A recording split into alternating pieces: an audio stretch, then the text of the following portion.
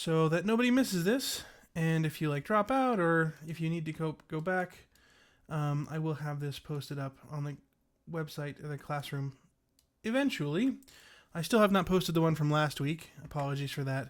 And I have not posted our, I owe you guys a video for this week that is coming later today. It's about halfway done. It's just taking a lot longer than I expected because there's some more technical stuff in it. So I thought that maybe today I would give you a summary of what that video for this week and basically our topics that we want to cover this week are. So really the very top level summary of this is that we're going to be looking at, I want to look a little bit more in detail in a few of the experiments I mentioned last week. And I also want to look, just really basically start looking at the periodic table. Just like the most basic level of looking at it. So if you want to take some notes, now is a good time to go get some paper and a pencil or to open up a Google Doc or whatever you like. If I was doing it myself, I'd get a paper and pencil because apparently research shows that it just sticks in your head better when you physically write it down. There are probably good reasons for that you could ask a psychologist about. I've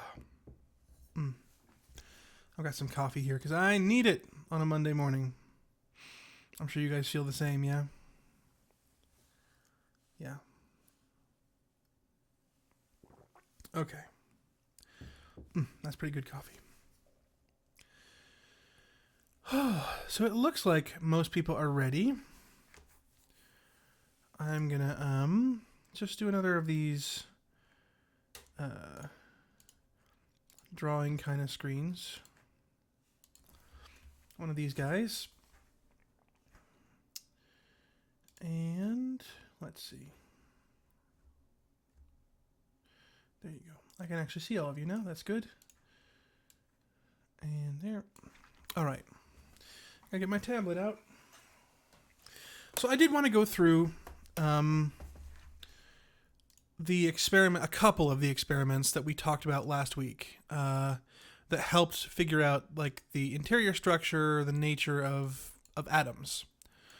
So first things first, I want to go through the J.J. Thomson experiment. This was, I think I mentioned this was late 1800s, 1897, I think. Up to 1904 is when Thomson's talking about atoms. So what he used is something called a cathode ray tube. I'm going to write that up here in the corner.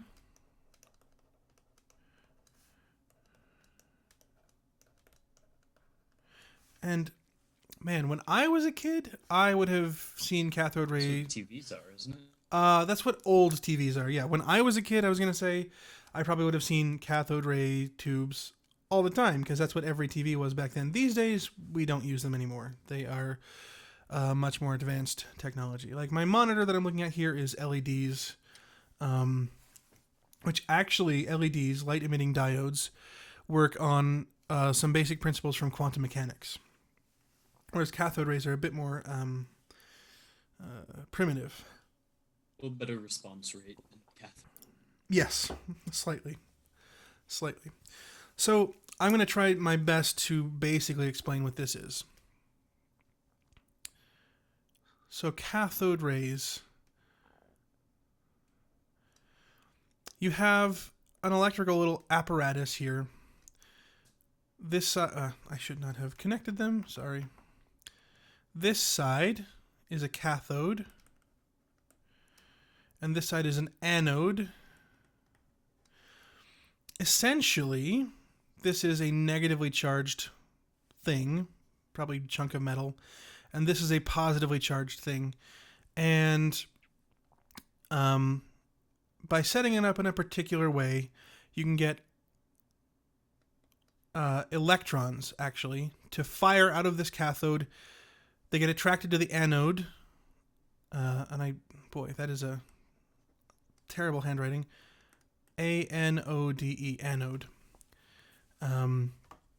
So the electrons fire out of the cathode, and they're attracted electrically to the anode because they're oppositely charged, right? An electron is negative and this is positive, and it produces these so-called cathode rays. So back in the 1800s, they didn't know what these were. Now we know that they are just really fast-moving electrons. And they put this in some sort of vacuum chamber, usually. And so this is Thomson's experiment, J.J. Thomson. T.H. Thomson. And what he did is he had a couple magnets, or I guess just one big magnet. Oh, there's a notification. Chat. Michael says, would I be incorrect in calling this a more complex potato battery? It would be slightly incorrect, but not that incorrect, let's be honest. It is much more complex. But, yeah, you're not going to be firing electrons out of a potato battery. So what Thomson did is he had a magnet here to produce a magnetic field. I don't actually know what you guys learn about magnets in middle school. Anyone? Do you learn anything at all about magnetism and how magnets work? No? Okay. Good. Then we're not going to go into it. There's basically a magnet here on either side. One pole of the same magnet on either side. So like a north pole and a south pole. And then he also has these charged plates on the top and bottom. I think he would have had a positive plate. That doesn't really matter. He could have had anything. But I'm going to put a positive plate on the top and a negative plate on the bottom. These are electrically charged plates. So he has basically a little battery hooked up to these two plates. And he can change how much charge is on each of them. And the electrons, the cathode rays, fire through here. It would be nice, actually, if I used a different color because it's getting kind of confused. Let me use blue. Because everyone knows electrons are blue. That's a joke. Electrons don't have any color.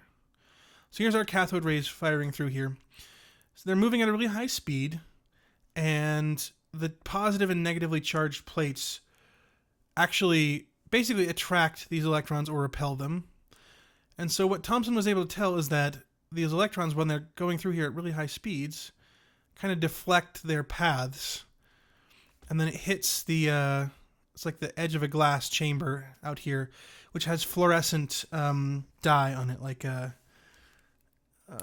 know, like those little light sticks that you like leave out in the sun and they get really bright and they sort of discharge after a while. It's fluorescent like that. So he could measure the amount of deflection on a little scale on the back of this vacuum tube.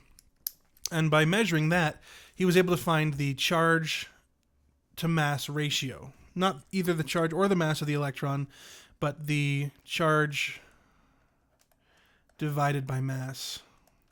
Whatever number that is, it's some number. He was able to find that ratio, which told him that these are really small particles with a really tiny amount of charge. And so that's the discovery of the electron. That's how that little apparatus works. And then, out of curiosity, in the instance of using that for TV, is that basically just rapidly changing which plate's positive, which plate's negatively charged? Essentially, and then a lot of them as well, not just one, right? Yeah, but old TVs were made. They'd have, you guys. I'm sure you guys have seen the old TVs. They have like this thing in back, and they like big thing, and then a big curved glass plate. That's because they have to fit basically this apparatus inside of it. They're firing really high-speed electrons at your screen here. And of course, black and white, all it was doing is just making bright or darker sections on the screen. Color, you had to have, red, green, and blue pixels, essentially. So it got way more complicated, and they got bigger. For a long time, like really big screen TVs were huge, like massive. I much prefer having our flat screen, OLEDs or whatever. Okay.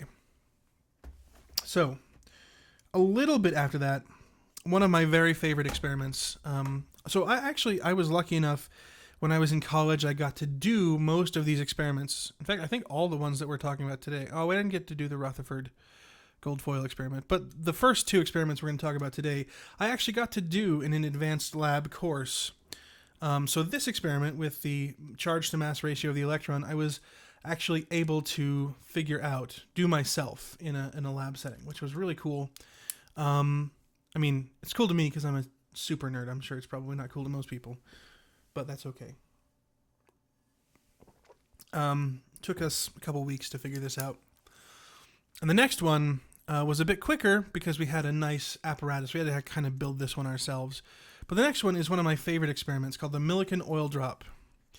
At the last school I taught at out in Hawaii, one of my fellow science teachers was related to Millikan. I forget his first name. Is it Mill? Yeah.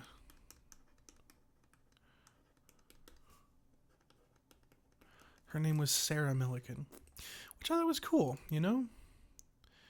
So this really is one of my favorite experiments because it's so elegant and simple and it gets such a beautiful result. So I'm going to try my best to describe it to you. I really wish we could have apparatus to actually do this experiment in our labs, but they're very expensive. Like, very expensive. Okay, so what Millikan had was a bunch of like little oil droplets. And he had like essentially, I would call it like a mister oil. And he had like a mister that would mist this oil into a big chamber. And so here's the little oil droplets all floating around in here. In this chamber, there is a sort of floor to the chamber, but at the bottom of it, there's this little tiny like pinhole that one droplet at a time can fall through, right in the middle, right there, my little red dot.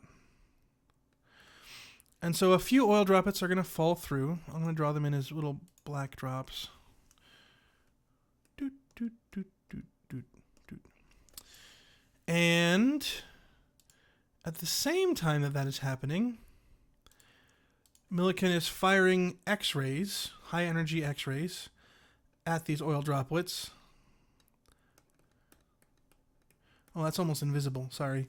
I wanted to choose like a radiation-looking color. What the X-rays do, essentially, is they knock electrons off of the oil droplets. So as the X-rays are coming in, they're really high energy. When they hit a drop of oil, it has enough energy to like knock some of the electrons free from that drop. And it depends, how energetic the X-ray is, how big the oil droplet is. That depends on, that will affect exactly how many electrons are knocked off any given time.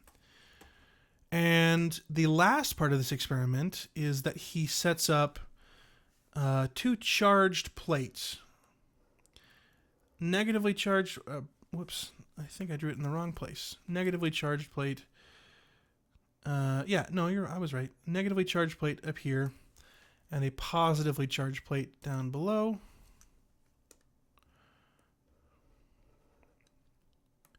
Positively charged, and I should have drawn in the negative, sorry. So what happens is that when these guys lose electrons, they go from being neutral droplets to positively charged. So what happens is that when they're in here, they're going to be attracted to the negative plate and repelled by the positive plate. And he has these hooked up in such a way that he can tune exactly the amount of charge that he's putting on these plates. And he can measure that, right? He's got this hooked up to some sort of circuit. He can he's got a little dial. He can change how much charge is on those plates. And the last thing is he has a little microscope pointing in towards these little droplets he can look at.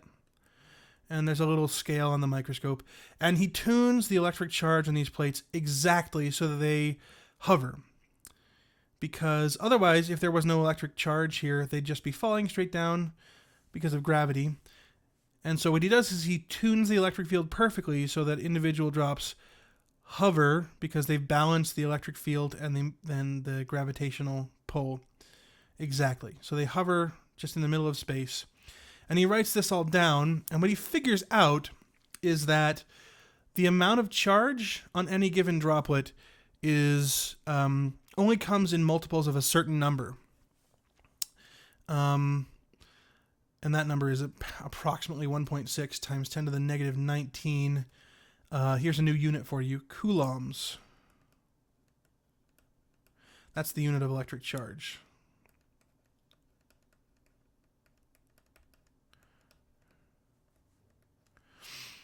So he figures out that, yeah, the charges of these droplets can be different, but they're only ever different by like little increments of this charge. So it's like, it's not like turning a dial that just like smoothly spins. It's like turning a dial that like latches to different settings, and the spacing between the settings is this. And he concludes from this that the charge of an electron is this 1.6 times 10 to the minus 19 coulombs. So that's how he figured out the charge of the electron, which I think is pretty cool. So with that information, he was able to go back to Thomson's experiment here and actually figure out the mass of the electron as well. I have it written down somewhere on my notes. It's so putting all sorts of stuff. So the charge of an electron, which we're going to call E, the elementary charge of a particle, is for an electron negative 1.602 times 10 to the minus 19 coulombs, and the mass, I'm going to say m sub e for electron, of an electron is, let me find it, it's 9.1, I think it's 9.107, I think 9.11 times 10 to the, oh no, I lost it, where'd it go? 10 to the negative, where is it? There it is. 10 to the negative 28 grams, which is very small, unbelievably small. I should also mention, I am used to putting this in kilograms, but I think in chemistry and chemistry textbooks, at least what I've seen, is the default is grams, which is really going to mess me up. As a physicist, we always use kilograms. So if I use 9.11 times 10 to the negative 31 kilograms, just know that's the same thing. I'm hoping you guys know how to convert between those, but if not, I guess we can work on it. Okay. So those are the values for the electron.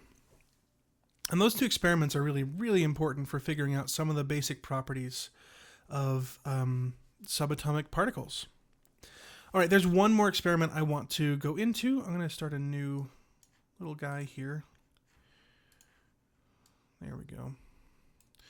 The last experiment I want to go into, like the details of, are the Rutherford gold foil experiment. So I did talk about this a little bit last week. I'm going to give you some more details this time. What Rutherford did is he got some radioactive material. I'm not sure where he got it.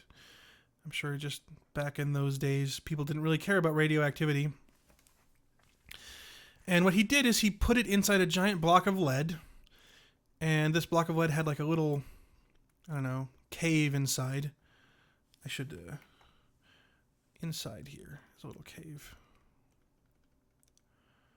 So the radiation can only come out like the little front window of the cave out here. I'm going to draw some radioactive material in there as bright green because that's like what the cartoons tell us, right? Here's some radioactive material. And it's firing out basically helium nucleus, 2 protons and 2 neutrons. So it's firing out these crazy high energy radiation rays. And what he has set up is another screen, kind of like the Thomson experiment, that's fluorescent. So when a high energy particle hits it, it will light up, basically. And he has it like pretty much all the way around, right? He has it like surrounding. And in the middle of this, he puts a really thin piece of gold foil. Ooh, gold. And what he notices is that most of these things, they'll hit the back here and they'll light up the back. The vast majority of it will hit up on the back side of this detector. But every once in a while, one of them was going to bounce off and light up on this front side. And he was shocked, like completely shocked by it. I think I was looking through our textbook. I think there is a recording of him talking about this, and he has a really weird voice. It might have been him or Thompson. I can't remember.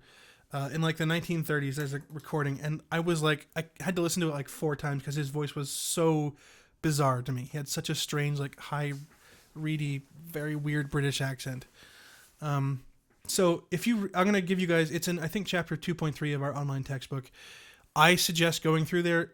I think it says like listen to a recording of this dude talking about atoms or something like that. You have to go through a few pages. It sends you to some weird thing that looks really boring. You have to go through a few pages to find it, but it's totally worth it to find the recording because he sounds totally nuts. The atom is very small. Something like that is something like what he says. It's kind of it's pretty humorous. I deeply suggest you go look that up at some point. Okay, so those are the three experiments that I wanted to take a look at. I also found in our textbook they also had this interactive thing. I don't know. It's something, but it's an interactive about this Rutherford experiment. So I figured I'd want to show it to you guys. You can play with it yourselves as well. So recall, hopefully you guys remember from last class, we talked about the plum pudding atom, where it's just like this cloud of positive charge and electrons are inside of it.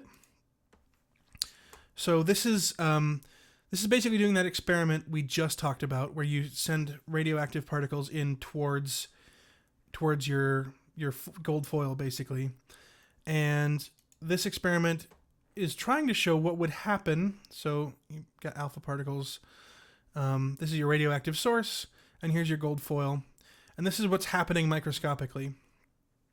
So if I turn on the alpha particles with this older model of the atom, the plum pudding model of the atom, without nucleus, just a cloud of charge, what happens is you get all these alpha particles, which are just heliums, just moving straight through. And what you would expect to see in the experiment is that you'd expect to see just the beam of alpha particles just light up a spot on your detector directly behind the gold foil, right?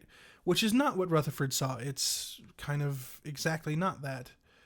So we're going to switch. I'm going to pause. We're going to switch to the nucleus model of the atom with the positively charged, very densely packed, positively charged nucleus. And I think they've said it for gold. I honestly cannot remember what the atomic number for gold is, but that's okay. And we're going to send some positively charged alpha particles at it. And you know what? It'd be nice to have the traces. So what you can see is that a lot of them are going straight through, but some of them deflect. And if we get lucky, we'll see one deflect backwards. I think it's kind of cool. You see them going all over the place. And I think you'll note they're not hitting the nucleus like balls bouncing off of each other, right? They're coming close to it and then getting deflected, and that's because of the electric force, right? These little purple alpha particles are positively charged. They are 2 protons and 2 neutrons. And when they come close to the nucleus here, which is in gold, I think it's 79. I think that's the atomic number of gold. I genuinely can't remember. It's really, really strongly positively charged. So they repel each other, and it gets deflected away. And you can see they're going in all sorts of directions. If I make it a really big nucleus, it's actually even stronger. If I give the alpha particles more energy, they are going faster, essentially, so they're going to get deflected less. I get them less energy, they're going to get deflected a lot more. See, that one even turned around down there. I just think it's kind of an interesting simulation to play with. Probably you've seen everything interesting that you can possibly get out of it at this point. How are we doing so far? There are a couple of other simulations that are in our textbook. So I would suggest it's especially chapter 2.3, chapter 2.3 that we're especially working on right now. Some of those experiments I talked about are in chapter 2.2, that has a nice diagram, actually pictures and diagram of the cathode ray tube and the Millikan oil drop experiment, and the Rutherford gold foil experiment. So yeah, 2.2 is interesting as well. There are all sorts of simulations and stuff that you can go click on if you'd like to. I'm going to give you guys that reading as part of an optional part of the homework. I suggest you do it, but if you are feeling like a little bit overloaded, that's okay. It covers the same stuff that I'm talking about. Chapter 2.3 is more like the substance of what I want to get to today. It talks about the mass and charge of elementary particles, and it gets us into the periodic table, which is really what I'd like to get to today. So, I guess let's just take a look at the periodic table. Obviously, you can look up a ton of periodic tables. There's one in particular I really like online. I'm going to share the screen with you here. It's ptable.com, and it's got like all the information you could ever possibly want about the periodic table, and then some more than that even. But I spent about maybe 2 or 3 hours just like exploring this thing yesterday. I had such a fun time. Maybe it's because I'm an enormous nerd. If you want to pull this up on your computer right now, that'd be cool too. Or if you just want to watch me play with it a bit. This first little tab, Wikipedia here, you can just click on, let's say, copper, and it brings up the Wikipedia article for copper, which is kind of cool. Gets you so much interesting stuff. Spectrum. I'm hoping you guys remember I talked about spectra last class. We talked about that's how they knew about quantized energy levels. Well, here is the spectrum of copper. All these lines are different energy levels for electrons in copper, which is cool. Hydrogen is a bit simpler. Look, that is what hydrogen looks like if you put it in those gas discharge tubes. I think that's pretty neat. Yeah, and a much simpler spectrum, right? Just a few lines that are visible. There's more that are not visible, but yeah. Okay, so let's talk about how to read the periodic table. First things first. I guess like the most significant thing you're seeing is the symbol for each element. Like for hydrogen, a capital H. So each element has a unique symbol. Some of them get weird. Like hydrogen for H makes perfect sense. Helium, He. Lithium, Li. Those all make perfect sense to me anyway. But there's some that get weird. Cu for copper, I think comes from Latin. Cuprum. Au for gold is also Latin. Aurum. And then Ag for silver. So there's a few. Hg for mercury. There's a couple that are like that have symbols that come from what should I say? Symbols that come from like other languages, mostly Latin and Greek, but I think there's probably a couple others. So a lot of times you'll have to look up, if I'm looking up some certain element, I have to just kind of look for the name as well as the symbol. I know most of the symbols by now just because I've used it so much. But some of them still trick me, like SN for tin. PB for lead I know comes from plumbum, which is where we also get the plumb bob. I don't know if anyone knows anything about plumb bobs or plumbing, but there you go, plumbum. I think because the Romans used lead pipes for their actual plumbing. Let's see. So yeah, that's the symbol there, the big letters. That's usually how people refer to them in elements, I should say, in like chemical formulas and stuff. We're going to get to chemical formulas a bit later. Certainly not today. The nice thing is they also, on this guy, have the actual name of the element below the symbol. So it's a bit easier to find, at least I think. There's a couple of them that kind of get cut off because they're like livermorium, named after the Lawrence Livermore National Labs, where it was discovered. I did not know that these guys out here even had names. Tennessean. What a terrible name. And Oganison. Okay. There's some really weird stuff going on. But yeah, all these down here, these grayed out ones, are pretty new, or new names anyway. They were discovered, just maybe a few years ago. It's nice to have an all the way up to date periodic table, because I know the ones in our classrooms probably don't even have names for a lot of these, because they were named just in the last year or two. Yeah. Okay. So the next thing is weight. That'd be the atomic weight. And it's the weight in a special unit. It's called the atomic mass unit, AMUs. And it's actually an average AMUs, because there are different versions of each element out there. So what they've done is they have gone through and calculated the average in the entire universe, as far as we know, of the atomic mass of each of these elements. And that's what number is listed here. My video for this week that you'll get later today is going to go way more into detail about how this is calculated, how you can do the calculation yourself. Just know for the moment that this is it's essentially counting up how many things are in the nucleus on average. So let's take carbon, for example. On average, it's saying 12.011. A proton is about 1, and a neutron is about 1 atomic mass unit. They're actually just each a tiny bit more than 1. So this is saying that on average, carbon has about 12 things in its nucleus.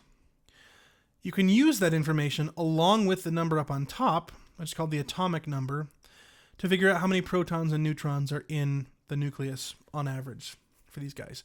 So for carbon, the atomic number is 6, and that's essentially just telling us the number of protons that exist in the nucleus. So in carbon there are 6 protons, and the atomic mass is 12, just a little over 12. That means that there must be 6 neutrons as well. So 6 and 6, which kind of makes sense, an even equal number between the two of them. If we go to some bigger elements like uranium, 92 protons in its nucleus, but 238 atomic mass, meaning that there's way more neutrons. So 92 times 2 is 184, right?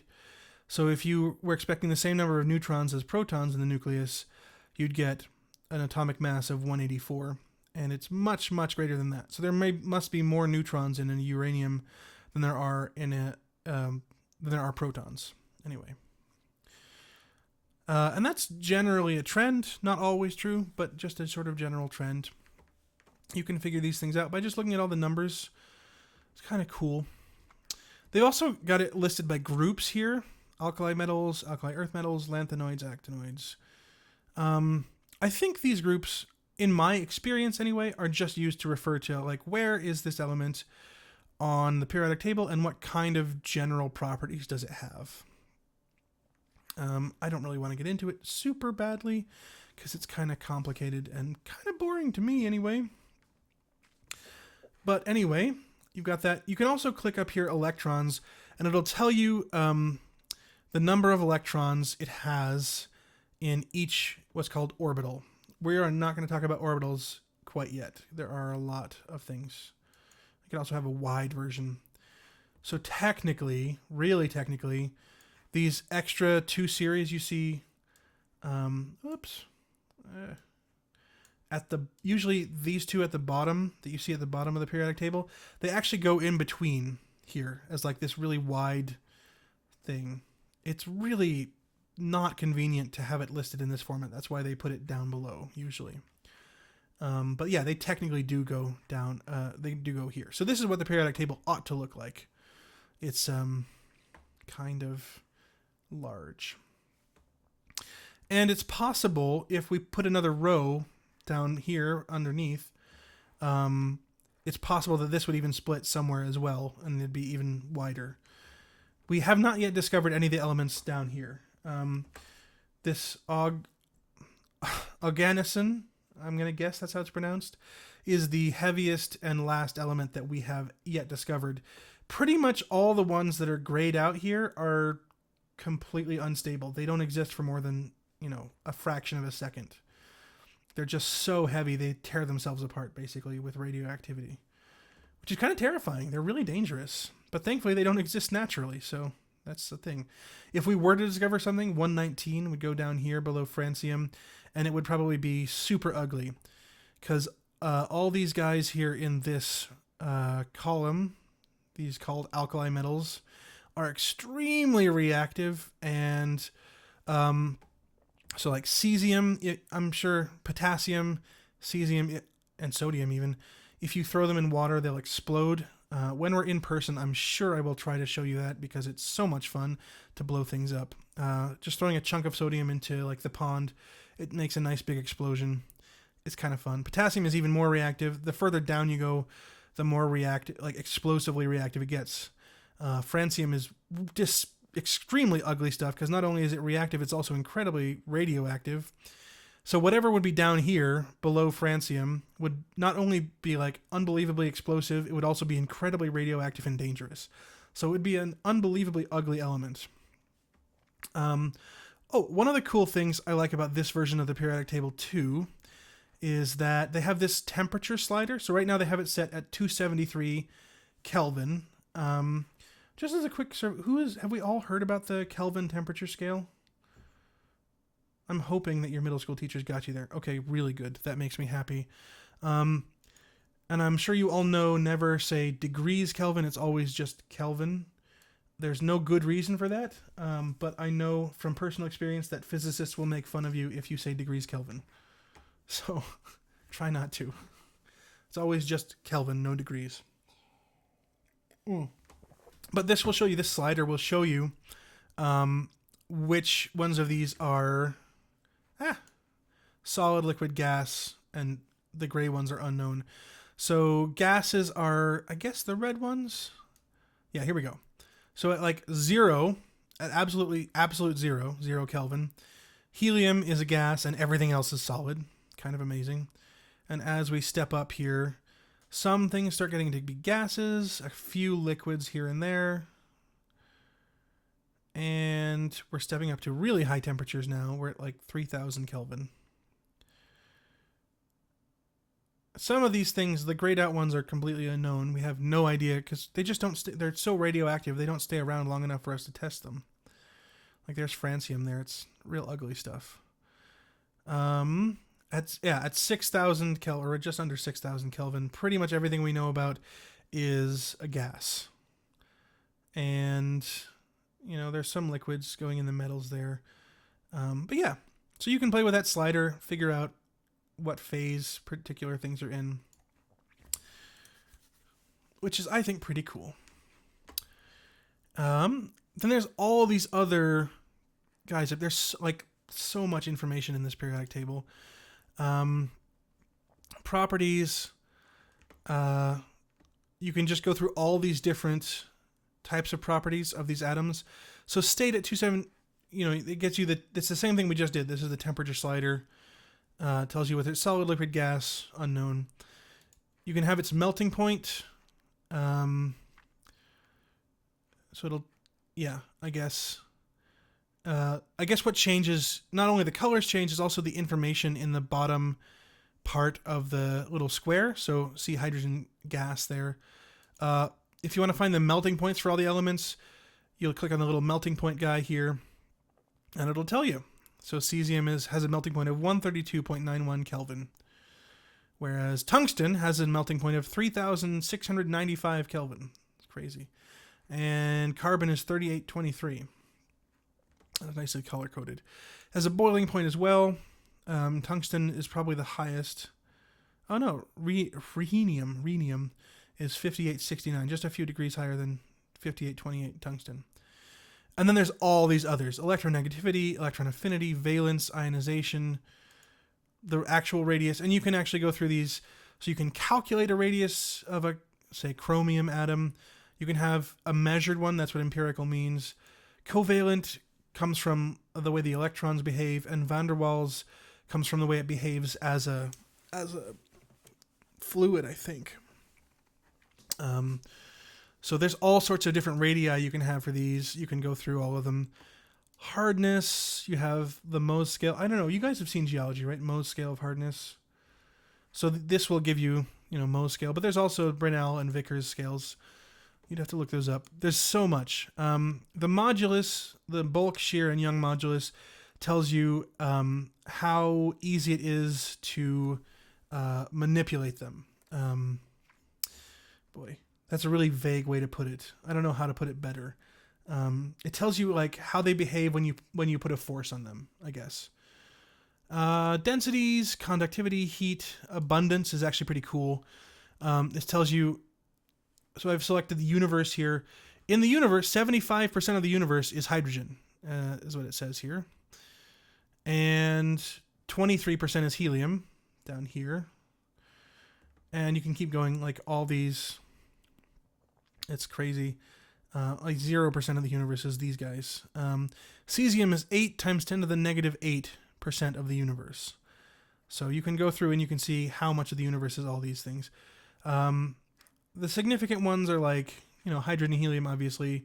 Carbon, nitrogen, and oxygen are pretty significant. Oxygen is 1% of the universe. 0.5% is carbon. 0.1% is nitrogen. Neon is 0.13%. Other big things I'm looking. Iron is 0.11%, sorry. And those are pretty much the big ones. Everything else is unbelievably tiny. And the reason those particular ones, hydrogen and helium especially, is that hydrogen is just a proton. Just like the basic particle by itself. And then if you, inside of a star, fusion creates out of hydrogen, 4 hydrogens turn into 1 helium. So that's why there's so much helium, is that it just gets made all the time. And it's essentially the same for the other important elements. Carbon, nitrogen, oxygen, and neon are all made very commonly by processes inside of stars, and iron as well, I guess. They're like the end products of stellar fusion. So that's why they're more common than the others. And you can go into like our solar system. Hydrogen is still 75%, but there's small differences. In a meteor, there's certain abundances. In the Earth's crust, in the ocean, in a human, there's all these abundances. I played around with this for a while. The year discovered, I think, is pretty cool. You can take the slider and it'll, here's all the ones that were known in antiquity. 3750 BC, 8000 BC for copper. And you can just slide and it'll populate the table as they get discovered. This, I think, is nice. Orbitals, boy, we're not going to go through orbitals other than, wow, they look cool, don't they? Like Einsteinium, doesn't that look neat? It looks cool. We're not going to talk about that right now. Isotopes, and isotopes especially, is going to be important once I get that video for you this week. But it essentially, it'll tell you the different isotopes stable isotopes of any particular element. So let's see, I don't know. There are 7 isotopes of hydrogen. Although 3 stable ones. And yeah, you can go through and all that. And then if you want to see all the different isotopes of hydrogen, you can see their lifetimes. Like a hydrogen with 1 proton and 6 neutrons is a thing that exists, but it lives for 10 to the negative 11 picoseconds, which I don't even know what the SI prefix is for that. It's like insanely tiny amount of time. And yeah, most of these have insanely small half-lives. Tritium here, the hydrogen with 1 proton and 2 neutrons, lives for about 12 years. And I actually have some tritium on my keychain. When we're in person, I'll show you. It's radioactive, and I'll show you the radioactivity. It's kind of cool. So yeah, you can play around with this periodic table. I freaking love it. I think it's like the coolest thing ever. Like I said, I spent a couple hours yesterday playing around with it. Compounds, I don't know how useful this is. There's all sorts. The information down here in the bottom part tells you how many compounds we know of, or at least this thing knows of, that has it in it. So for hydrogen, there are 40,796 compounds known, which is a few. There's a whole list. It's a lot. It's a whole lot. Because hydrogen is basically the most basic building block of the entire universe. Helium, only 2. Nice and easy. So yeah, I encourage you to go ahead and play around with the periodic table. And boy, wow, I talked to the entire class. How's everyone doing? We good? Okay, awesome. So the plan is by the end of today, I'm going to have a video up that goes into all this stuff in more detail, more formally, walks you through some sample problems, and I will have 2 very short homework problems for you guys to do this week, due a week from today, Monday.